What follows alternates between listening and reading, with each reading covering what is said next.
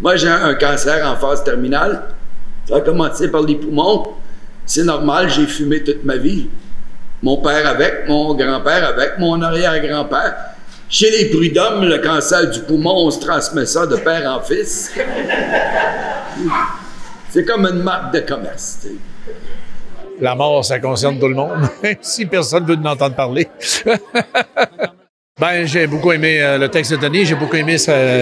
Puis je trouvais que c'était très audacieux comme pièce aussi, puis de pouvoir rire de la mort et aussi finement, j'ai trouvé ça extraordinaire. Ça a commencé par une métastase. Là, ça s'est répandu. Ça cherche à vivre, ces petites bébêtes-là. Mais c'est pas très intelligent des métastases parce qu'ils n'ont pas compris que quand moi je vais mourir, ils vont mourir avec. En attendant, on apprend à vivre ensemble. Ah ouais, nomine Patris et Filii et Spiritus Sancti. Je trouve que c'est rare qu'on aborde la religion aussi directement dans une pièce au Québec. C'est comme si, justement, il y a tellement eu de réactions. Puis là, d'aborder ce propos-là de front, puis d'en parler tout le long, que ce soit le cœur de la pièce, moi, ça m'a beaucoup plu. J'ai appris plein de choses. Vous êtes bien jeune depuis 2 heures? Totalement jeune. Sauf le café Christ que j'ai mangé tout à l'heure. Quoi? Bon. OK, j'espère qu'elle était bonne. Elle était excellente. On va attendre un petit peu d'abord. C'est pas parce que j'ai une enveloppe vide que j'ai mangé ce qu'il y avait dedans. Qu'est-ce que vous voulez dire? Je veux dire qu'il faut pas croire tout ce qu'on se fait dire, surtout quand c'est un mourant qui te le dit. Vous avez pris ça où, cet emballage-là? Je fais des miracles, moi, ils te l'ont pas dit en avant. Moi, je change les crayons en café Christ. Passe-moi un crayon, tu vas voir. Comment? Oui, oui. Arrêtez donc, vous! Ben quoi? Il y en a qui changent l'eau en vin pour me passer en question. Pourquoi je pourrais pas changer des crayons en café Christ? Qui te dit que je suis pas un autre fils de Dieu qui est revenu sur terre? Si Jésus revenait sur terre, qu'est-ce que tu penses qui arriverait? Il serait pas crucifié, en tout cas. Non, c'est sûr. Il serait pas crucifié parce que c'est plus à mode, mais il se ferait écœurer ses réseaux sociaux, par exemple. Puis il se ferait inviter à tout le monde en parle, surtout s'il change l'eau en vin, t'sais.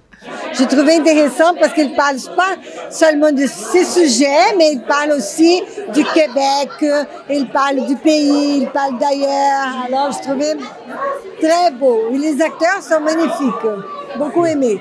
Tiens Exact. Ah, c'est ça. Je vous présente ma fille, Leila.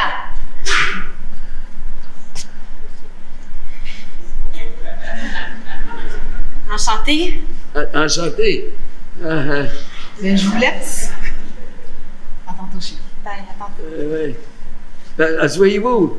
OK. Tirez-vous une bûche. OK. Je suis pas habitué d'avoir de la visite. Hey, vous pouvez me tutoyer, hein, si vous voulez. Très bien, mais moi, j'aimerais mieux que tu me vouvoies, par exemple, parce que, tu sais, j'ai un statut de ressuscité. Moi, je suis presque un saint. Il faut faire preuve de déférence à mon égard. Eh bien, aimez-vous mieux que je vous appelle Saint, comme Saint-Denis?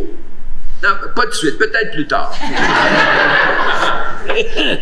Ta mère a dû t'expliquer ce qui m'est arrivé. Ah ouais, en long puis en large. Puis là, vous êtes revenu pour combien de temps? Est-ce que vous le savez? Non, j'attends des informations là-dessus, c'est pas clair. C'est quand même un tour de force de réussir à aborder un paquet de sujets d'actualité, un paquet de grandes questions sur l'existence à travers le rire, d'une façon très accessible, mais sans prendre le public pour des niaiseux non plus. C'est du haut niveau, ça bouscule, c'est bien intéressant, puis en même temps, on rigole beaucoup. Tout le monde va y trouver son compte dans ce spectacle-là.